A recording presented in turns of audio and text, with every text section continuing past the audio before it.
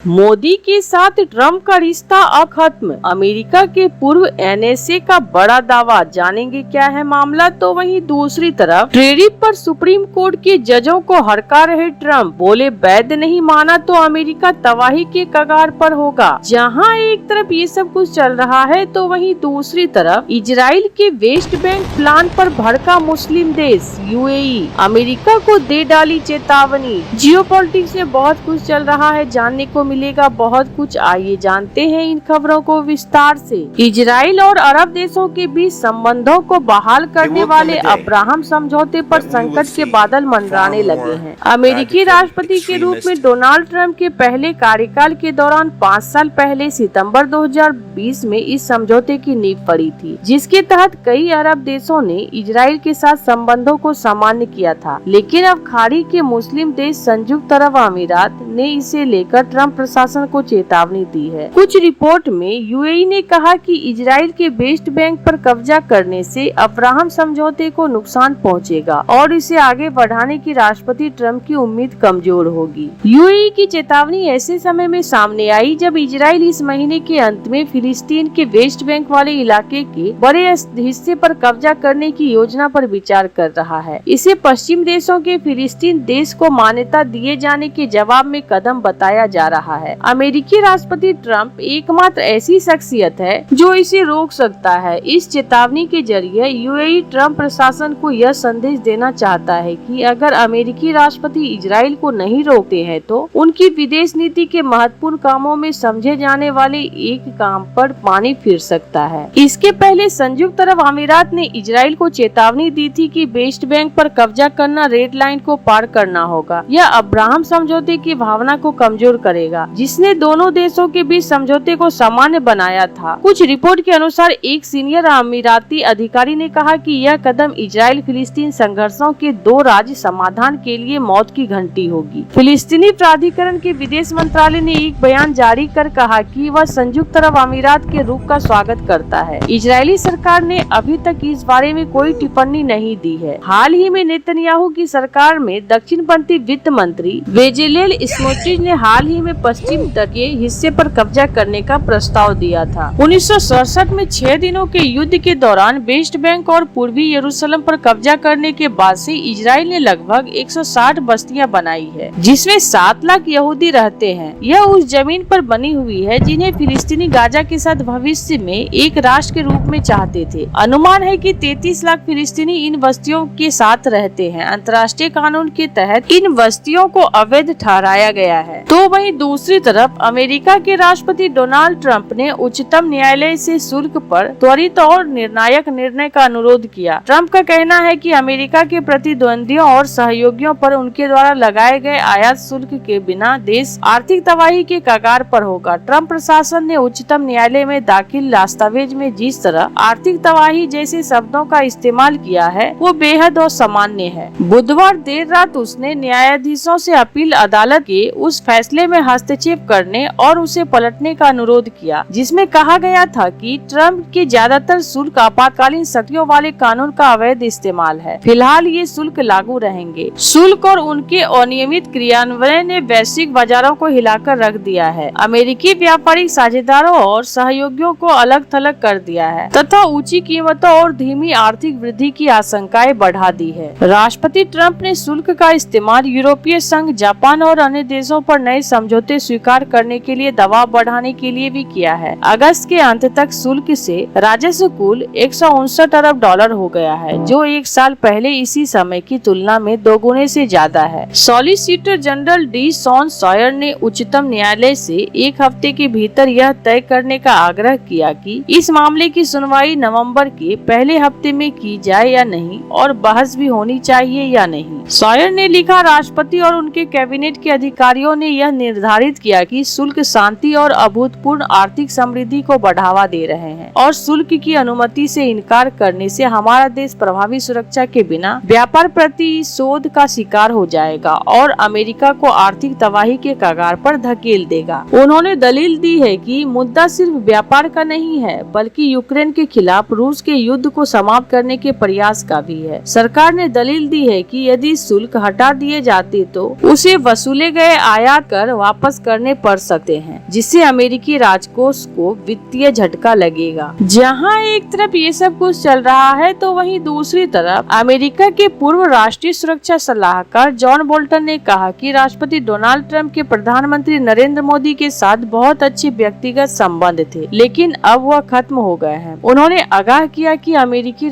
नेता के साथ घनिष्ठ संबंध विश्व नेताओं को सबसे बुरे दौर से नहीं बचा पाएंगे। बोल्टन ने यह टिप्पणी भारत अमेरिका संबंधों में पिछले 2 दशकों के संभवतः सबसे खराब दौर की पृष्ठभूमि में आई है, जिससे ट्रंप की टैरिफ नीति और उसके प्रशासन द्वारा भारत की लगातार आलोचना के कारण तनाव और बढ़ गया है। उन्होंने हाल ही में ब्रिटिश मीडिया पोर्टल के एक साक्षात्कार में कहा, मुझे लगता है कि ट्रंप अंतर्राष्ट्रीय संबंधों को नेताओं के साथ अपने निजी संबंधों के चश्मे से देखते हैं, इसलिए अगर उनके व्लादिमीर पुतिन के साथ अच्छे संबंध है तो अमेरिका का रूस के साथ भी अच्छा संबंध होता। जाहिर है कि ऐसा नहीं है। बोल्टन ट्रंप के पहले कार्यकाल में राष्ट्रपति सुरक्षा सलाहकार रह चुके हैं, लेकिन अब वह ट्रंप के मुखर आलोचक हैं। बोल्टन ने कहा, ट्रंप के मोदी के साथ व्यक्तिगत रूप से बहुत अच्छे संबंध थे। मुझे लगता है कि अब वह रिश्ता खत्म हो गया है और यह सभी के लिए एक सबक है। उदाहरण के लिए ब्रिटेन के प्रधानमंत्री कीयर स्टार्मर के लिए कि एक अच्छा व्यक्तिगत संबंध कभी कभी मददगार हो सकता है, लेकिन यह आपको सबसे बुरे हालात से नहीं बचाएगा। ट्रंप 17 से 19 सितंबर तक ब्रिटेन की यात्रा पर रहेंगे। बोल्टन ने कहा कि व्हाइट हाउस ने अमेरिका भारत संबंधों को दशकों पीछे धकेल दिया है, जिससे मोदी रूस और चीन के करीब आ गए हैं। चीन ने खुद को अमेरिका और डोनाल्ड ट्रंप के विकल्प के रूप में पेश किया है। तो वहीं दूसरी तरफ भारत को तोड़ दो, कौन है ऑस्ट्रियाई अर्थशास्त्री जिसने इंडिया के खिलाफ उगला जहर? ऑस्ट्रिया के कथित अर्थशास्त्री और स्वघोषित नाटो विस्तार समिति के अध्यक्ष गुंथर फेलिंगर जहान ने भारत के खिलाफ जहरीला बयान देकर नया विवाद खड़ा कर दिया है। गुंथर ने सोशल मीडिया मंच एक्स पर एक पोस्ट में भारत को तोड़ने की बात कही और एक्स इंडिया नामक एक नक्शा साझा किया, जिसमें भारत के कई हिस्सों को पाकिस्तान, बांग्लादेश और कथित खालिस्तान का हिस्सा दिखाया गया है। गुंथर ने अपनी पोस्ट में लिखा है कि मैं भारत को तोड़ने की अपील करता हूँ। नरेंद्र मोदी रूस के आदमी है। हमें खालिस्तान के लिए स्वतंत्रता का समर्थन करने वाले की जरूरत है। इस बयान से भारत में गुस्से की लहर दौड़ गई है। आम लोग से लेकर खास तक इसे भारत की संप्रभुता का खतरा मान रहे हैं। लोगों का कहना है कि विदेश मंत्रालय को तुरंत ऑस्ट्रियाई दूतावास के समक्ष यह मुद्दा उठाना चाहिए। राज्यसभा सांसद और शिवसेना नेता प्रियंका चतुर्वेदी ने इस विवाद पर प्रतिक्रिया देते हुए कहा, यह क्या पागलपन है। इस बीच गुंथर का 2023 का एक एक्स पोस्ट में सोशल मीडिया पर तेजी से वायरल हो रहा है, जिसमें उन्होंने राहुल गांधी को भारत का अगला प्रधानमंत्री बनने का समर्थन किया था। साथ ही उन्होंने प्रधानमंत्री नरेंद्र मोदी को रूस और चीन का समर्थक बताया था। ऐसे आपको क्या लगता है इन सब मामलों में? आपकी क्या राय है? कमेंट कर जरूर बताएं। जल्द मिलते हैं अगले वीडियो में नई खबर के साथ।